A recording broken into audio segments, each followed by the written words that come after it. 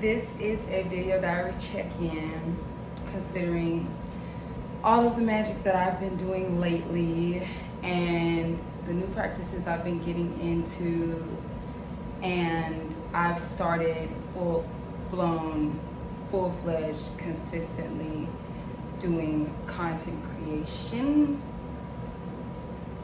like consistently. So to start off, we got the pinstripe pants today. We got the baby tee, we got the blazer, we got the what is it called?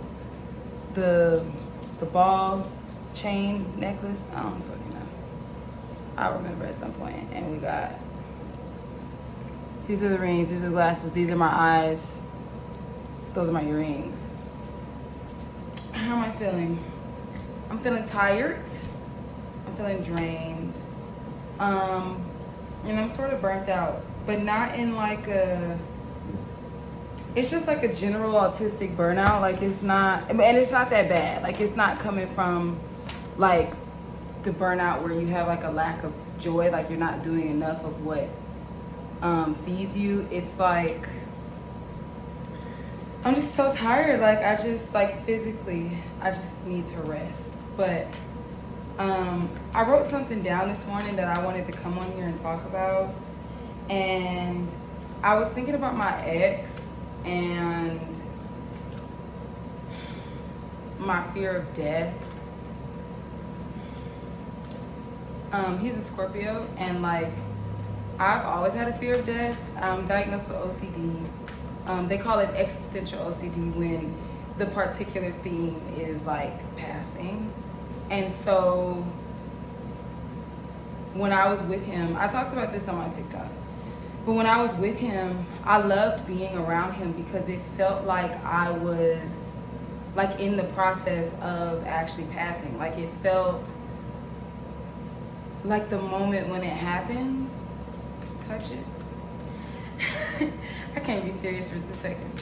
And so, you know, he's not around, and it's just, it's creating like this, like obviously the fear came back and like it amplified, and like it's creating a hole in my mind. I don't know. I just thought it would be really good to like with the type of media, like with the type of social media I'm doing, I'm going to be, you know, I'm a practitioner. Like I want to help other people and I want to do readings and stuff, but I feel like that requires a bit of me. And when I give personal readings, the reason why I'm able to know how to advise people is because of me. Like everything I'm able to advise you on is, you know, what I've been through. But also, you know, I'm able to obviously tap into the unknown and this, that, da, da, da. Oh, I forgot my bracelets. Hello Kitty. Ball chain, bracelet, and this situation because I don't have a watch. So there you go. I knew something was off. I thought it was the name of the thing, this necklace, but I didn't show y'all my bracelets. I don't have on any anklets or anything. And I didn't do my second earlobe. But anyways, yeah. The fear came back up, and I just feel like, oh, what was I talking about? Yeah, obviously I'm able to tap into like the abyss and the unknown and this, that, and the root. But we're starting off my content with, you know, this is what I'm connected to.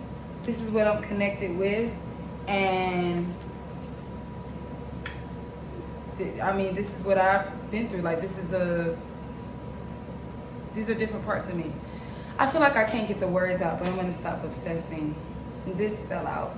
Let's take a walk. So anyways, so I just wanted to say that if you have existential OCD, or if you have OCD, or if you have a fear of passing, and there are people or spirits, if you're a practitioner, or if you're a spiritual person, or yeah, like if you just have energies around you that remind you of that, I just want to let you know in a logistical sense, like a mental health sense, it can like fluctuate based off of like if those things stay in your life, leave your life, are consistent, aren't consistent.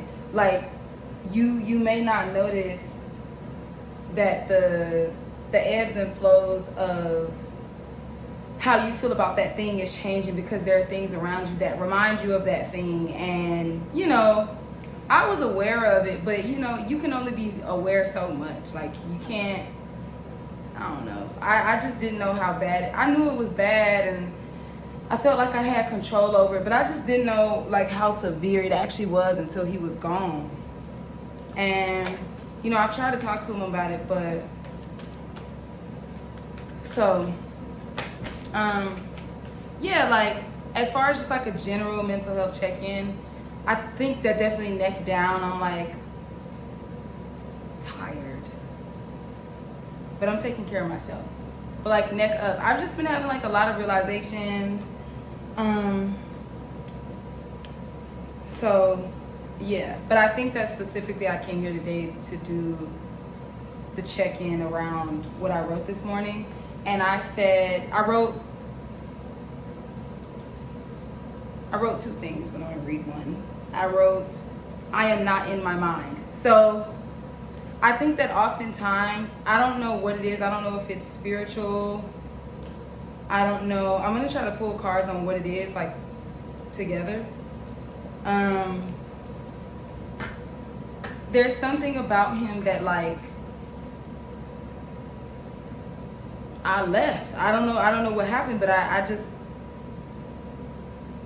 like left my mind. I left my own mind. And we could say that that's like dissociation.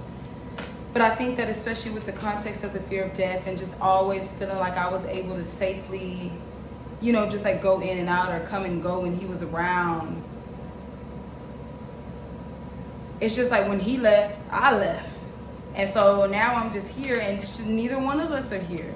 So I had an epiphany this morning that made me write that down, and just something, I just had a vision of myself making a video about it. And if you watching this lost, bitch, I'm lost too. I don't know. But I have a feeling that like a girl is gonna see this or something.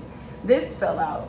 I think, so okay, so another thing I've been talking with myself, I'm out of breath. Another thing I've been talking with myself a lot about is documentation.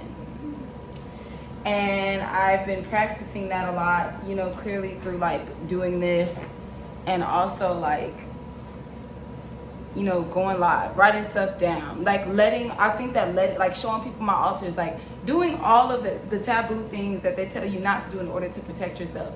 I feel like when you've been taken from yourself, or you've been gone away from yourself too long, you need to, like, other people seeing you will give you reassurance that you exist. And I think that helps people with dissociation, especially like depersonalization. I mean, if you throw agoraphobia in the mix, you know, it's difficult to go outside and be around other people or just be in large spaces where you're seen. So I get that, and I've dealt with that. There is nuance there. However, I noticed that like when I talk to other people, when other people see me, when I interact with other people, it definitely helps with my dissociation, and it allows me to see that I'm present. And I also, so it seems like there's like this like mental health spirituality, like and you just have to know where to draw like the line, or it can get very like confusing and maybe even invalidating depending on like who's talking to you about it and who's involved. So you definitely want to be careful. What was I getting ready to say?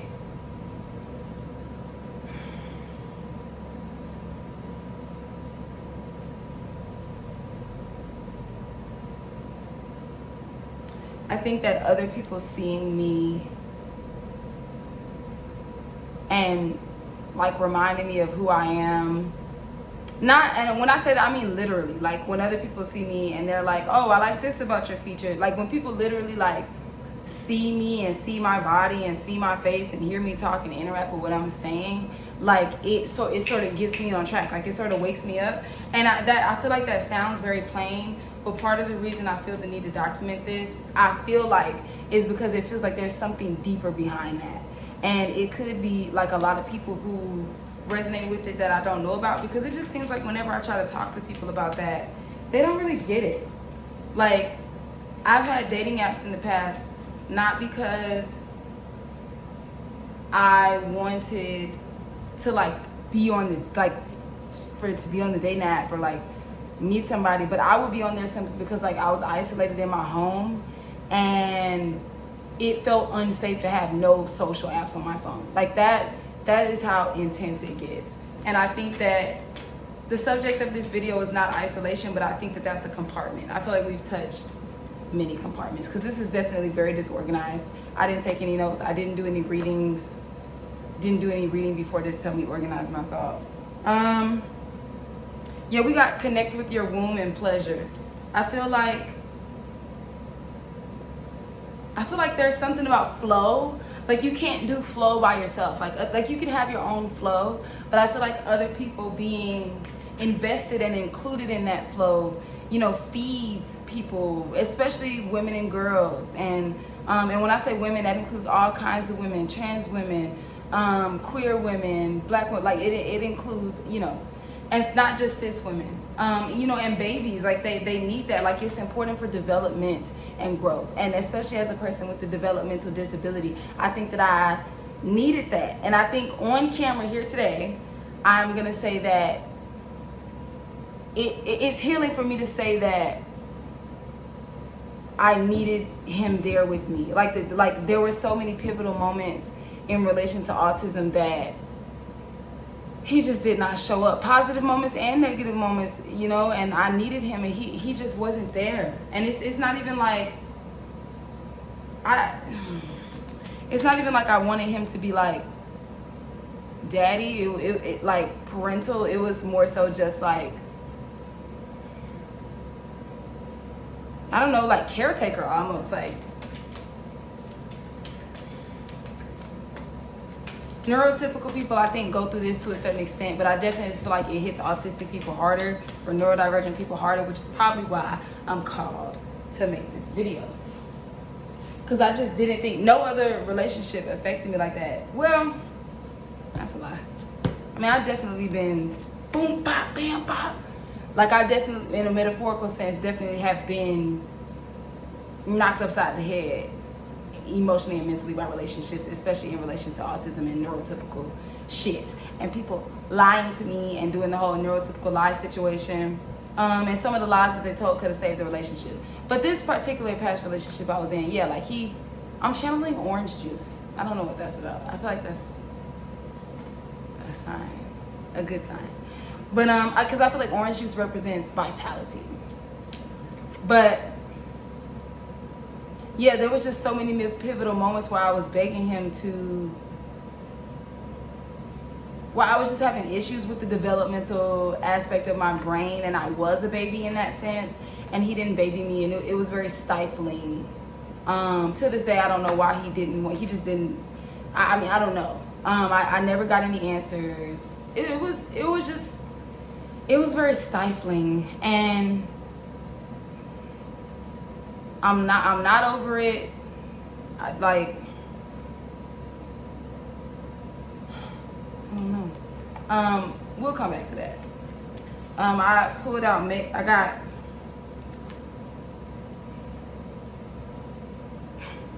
I got make a vision board, ground yourself, drink tea, create art, connect with your womb, energy work, read, and connect with the earth. I definitely feel like situations like this, and then we got intuition on the back of the deck. I definitely feel like, I want to show that again. That was pretty. I definitely feel like situations like this, I feel like if you're a practitioner, even if you're not, like I find myself initiating so many people into magic versus just like giving a regular reading. Like people used to come to me with readings about like career, work, school, like everyday life stuff. But I find that every time I give a reading now, it's like initiating them with a deity or initiating them with magic. And I just feel like I've been called to help people who are going through what I'm going through, these types of people, because magic is what saved me. I feel like intuition is the only thing that can fix I would say community but before you can even get to documentation and community, you have to use your intuition to do that. And I feel like the only thing is saving me is magic, but it's just moving really slow because once again, I'm still isolated, which is why I'm documenting this. But yeah, that's what I've been going through. I got meditate, journal, be still, pleasure, beauty ritual, hydrate, and deep breathing. So yeah, I would say like I started to build myself up. I tried and I tried and I tried and I tried for over a year after the breakup. I couldn't. And then I almost died a few times. It was just so bad. And in July, I started picking myself back up, and I feel like I'm like in the flow now. Like I feel like these cards are saying, okay, like you already started. Like let's find a healthy, like stopping, starting, going, like a rowing type of motion, like a rowing type of energy. And I just feel like I'm in the beginning of trying to establish that right now.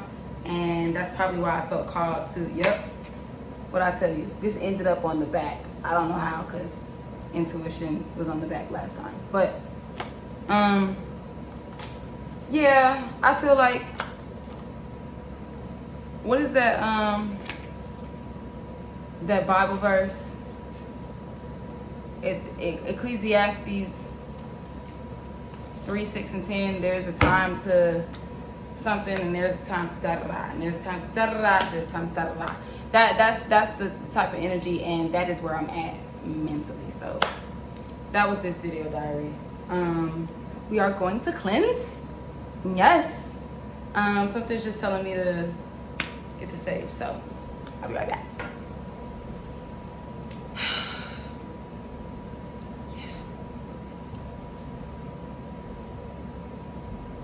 I don't even got nothing to say. Like, yeah, I don't know. Well, anyways, that's that. That's how I'm feeling.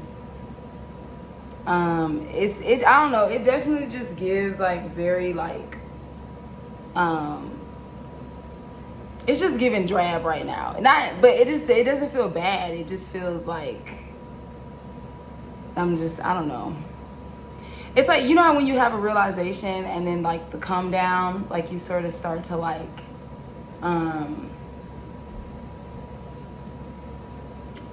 don't know. You know what I'm trying, you know what I'm trying to say. So, yeah. Anyways, this is a good video diary. I will see y'all later. Goodbye.